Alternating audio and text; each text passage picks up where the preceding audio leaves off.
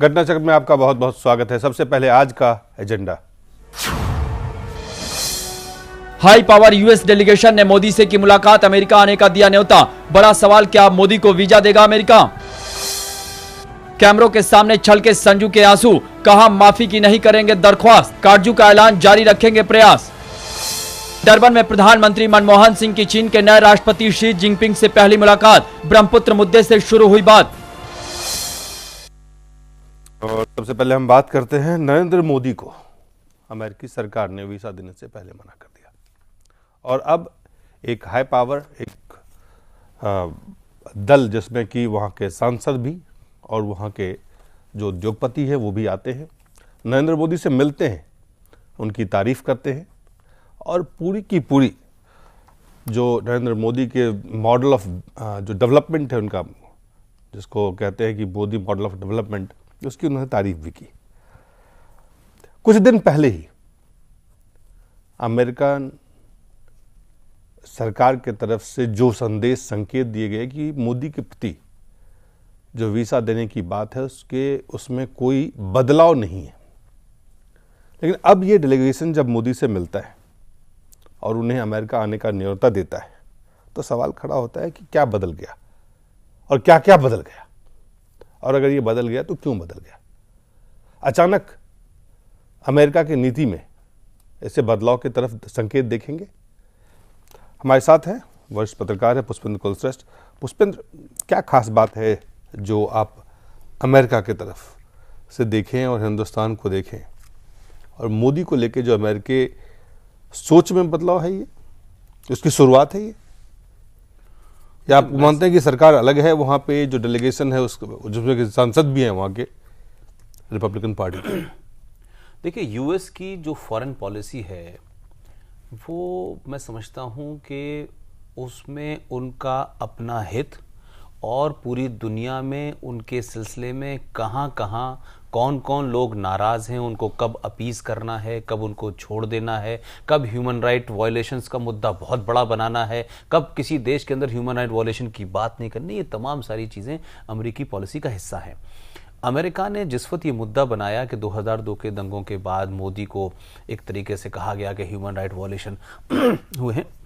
उस वक्त की अमेरिका की आप अंतर्राष्ट्रीय स्थिति को समझें कि अमेरिका एक दूसरे किस्म के युद्ध में फंसा हुआ था और वो अपनी तरफ से कहीं देश की एक बड़ी मेजॉरिटी को ये कहीं मैसेज नहीं देना चाहता था। आप देखें कि बाराक ओबामा से पहले जिस समय बुश थे उस से पूरा ईरान का मामला हुआ, उसामा बिन लादेन को हुआ, और ओबामा के आने के बाद से फिर ये हुआ कि किसी तरीके से एक ऐसा मैसेज दिया जाए कि मुस्लिम वर्ल्ड के अंदर अमेरिका जो है वो दुश्मन नजर ना आए। और अफगानिस्तान में, पाकिस्तान में, सऊदीया के अंदर, ईरान इराक के अंदर जो तमाम सारी चीज़ें थी उस वक्त ये चीज़ें चलाई। और भारत का एक बहुत बड़ा वर्ग है मुसलमानों का जो वहाँ भी है और उनके उसके अलावा यूके में भी हैं, यूरोपियन यूनियन है उसमें भी हैं। इन तमाम लोगों ने एक ऐसा माहौल क्रिएट किया कि जैसे हिंदुस्तान के अंदर बहुत बड़े पैमाने के अंदर बूचरी की गई है मुसलमानों की, और उसके सिलसिले में मोदी को एक उसका विलेन बनाया गया। नरेंद्र मोदी से दूरी अमेरिका की किसी कोई पॉलिसी के तहत नहीं थी। उनकी पॉलिसी, उनके जो वीज़ा नियम है उसमें वो कहते हैं कि जब धार्मिक आधार पे कहीं पे किसी व्यक्ति ने धार्मिक स्वतंत्रता या धार्मिक जो उनकी स्वतंत्रता होती है उस पर कोई आघात किया हो तो ऐसे व्यक्ति को अमेरिका वीज़ा को नहीं देगा। दिलीप तो ये उनकी नीति है सरकारी। लेकिन जब ये सरकारी नीति है और उन्होंने कहा जब तक कोर्ट में ये मामले हैं तब तक इस पर विचार नहीं किया जाएगा। मैं वही आप ही की बात पे आ रहा हूँ। धार्मिक किसी की मान्यताओं के ऊपर, धार्मिक किसी के फेथ के ऊपर अगर किसी के साथ डिस्क्रिमिनेशन होगा, उसके साथ वायलेशन होगा, उसके ह्यूमन राइट वायलेट किए जाएंगे, तो अमेरिकन पॉलिसी का एक हिस्सा है कि साहब उसको भारत हो, दुनिया में कहीं हो, उस आदमी के साथ अमेरिका का नाता नहीं हो टूटेगा। भारत के सुप्रीम कोर्ट में, भारत की विभिन्न अदालतों में, हाई कोर्ट में, डिस्ट्रिक्ट कोर्ट के अंदर नरेंद्र मोदी और उनकी सरकार और उनके मंत्रियों और उनके एडमिनिस्ट्रेशन के लोगों के खिलाफ लगातार केस चल रहे हैं। लेकिन आज तक जो अमेरिका दुनिया की सबसे पुरानी लोकतंत्र की व्यवस्था में यकीन रखता है, आज भी हिंदुस्तान की किसी कोर्ट ने नरेंद्र मोदी को यह नहीं कहा कि ये डायरेक्टली या इनडायरेक्टली दंगों में शामिल थे। दंगे हुए, इससे कोई मना नहीं करता। देश में हजारों बार दंगे हुए हैं, दिल्ली में दंगे हुए हैं, कानपुर में दंगे हुए हैं, मलयाना में दंगे हुए हैं, लेकिन उन दंगों में हो सकता है इस मशीनरी के कुछ लोगों की लापरवाही हो, इस मशीनरी के कुछ लोगों ने उसको थोड़ा सा ढील देके होने दी, लेकिन किसी राजनीतिक तौर पे कोई आदेश दिया गया हो कि मुसलमानों को मारो, मुख्यमंत्री नरेंद्र मोदी ने यह कहा और उस पर कोई फैसला आया हो, उसके बावजूद भी यूएस ने अपने आप सुओ मोटो यह मान लिया क्या कहते हैं कि धार्मिक आधार पर दंगे हुए जिसके लिए नरेंद्र मोदी जिम्मेदार है। वो नरेंद्र मोदी 2002 में जिम्मेदार होते हैं और 2013 के आज के दिन कौन सी ऐसा बदलाव आ जाता है, कौन से हमारे कानून, जो हमारी अदालतें हैं, चाहे वो सर्वोच्च अदालतें हो, चाहे उससे सुप्रीम कोर्ट हो, किस अदालत से ऐसा फैसला आया कि आज उनके देश का 12 लोगों का डेलीगेशन गुजरात पहुंचता है, नरेंद्र मोदी की तारीफ में कसीदे करता है, डेवलपमेंट की बात करता है। यह मैसेज क्या है? क्या नरेंद्र मोदी की इस देश में बढ़ती ताकत को ध्यान में रखते हुए, क्या यह ध्यान में रखते हुए जिस तरीके से यूएस एम्बेसडर ने अभी 3 दिन पहले भारतीय जनता पार्टी के प्रेसिडेंट से मुलाकात की है, तो क्या लगता है कि इस देश में जो सरकार है वो अस्थिर है, सरकार की स्थिति ठीक नहीं है और आने वाले समय में जो सरकार आने वाली है उससे रिश्ते इस बहाने उस बहाने, कुछ इधर झुक के कुछ उधर कह के रिश्तों को बेहतर बना के, क्या नरेंद्र मोदी को वो भविष्य में इस पोजीशन में देख रहे हैं कि अगर ये सेंटर स्टेज पे आते हैं तो अमेरिका को इनसे डील करना होगा, लिहाजा वो जो टाइट इन पोजीशन थी धार्मिक की साहब हम वीजा नहीं देंगे, उसको कहीं ना कहीं आप लूज और सॉफ्ट करना जा रहे हैं। मैं समझता हूं कि आज के डेलीगेशन का आना और नरेंद्र मोदी की शान में कसीदे करना धीरे धीरे मुझे लगता है अमेरिका वो किसी न किसी बहाने कोई आर्गुमेंट लेकर के उनको वीजा भी देगा। वीजा देगा, सिर्फ यहीं तक बात समाप्त हो जाती है, या आप देख रहे हैं कि इसके दो पहलू हैं। एक घरेलू, जब नरेंद्र मोदी को वीजा नहीं दिया गया तो तब भी वो विवाद में रहे, इस पर लगातार विवाद हुआ। दूसरी तरफ अगर आप देखें नरेंद्र मोदी को वीजा मिलने के अब तक जो आखिर में दिसंबर में जो इंटरव्यू दिया गया, उस इंटरव्यू में कहा कि उसमें कोई बदलाव नहीं है। तो ये बहुत कम समय, हाँ, ये अभी 2 महीने 3 महीने की बात है, और आप सडनली जो एक सवाल स्वाभाविक सा आता है कि एक डेलीगेशन आता है, नरेंद्र मोदी से मिलते हैं, मिलने के बाद ये कहते हैं कि आप उन्हें बाकी चीज़ों का सारा उनका जो मॉडल है, उनकी जो सोच है, उनका जो, जैसे नरेंद्र मोदी ने कहा मिनिमम गवर्नमेंट और मैक्सिमम गवर्नेंस, बोलता है ये बहुत अच्छी चीज़ उन्होंने कही है, तो उनकी तारीफ करते हैं। आखिर बदलाव अगर कुछ नहीं हुआ